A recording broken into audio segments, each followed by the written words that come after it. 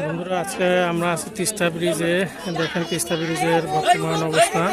কয়েকদিন আগে কিন্তু পানি অনেকটা উপরে ছিল, এখন নাই, পানি শুকিয়ে গেছে। আর সবাই এখন ছবি তোলা নিয়ে ব্যস্ত। এই সাইডের ওয়েদারটা দেখেন অনেক সুন্দর ছিল, একটা সাইডের ওয়েদারটা অনেক সুন্দর ছিল। এখন যে ঘরগুলো দেখছেন এগুলো হচ্ছে বানবাসী মানুষের মানে ঘর, এগুলো আশ্রয় গ্রহণ করছে তারা এখানে। এই সাইডটা তো অনেক পানি ছিল।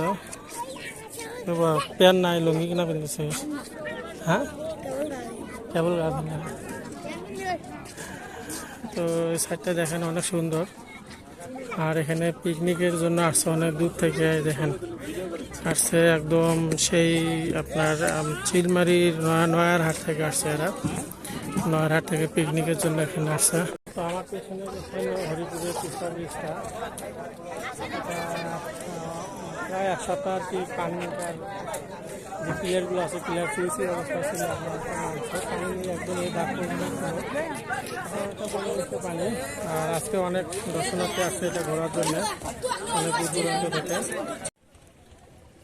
দেখেন নীল জলরাশি, বন্যার জলরাশি এখনো আছে। দেখেন এই ঘরগুলো সব বন্যা মানে প্রায় জানলা বন্ধ আর কি পানির নিচে ছিল, এত পরিমাণ পানি হচ্ছিল। এই চায়ের দোকানটা এখানে আপনারা সবসময় আসলে পাবেন খোলা, অল টাইম এখানে চা রেডি থাকে। ব্রিজের এটা হচ্ছে লাস্ট পিলার। মোবাইল ফেলে দূর মারছে।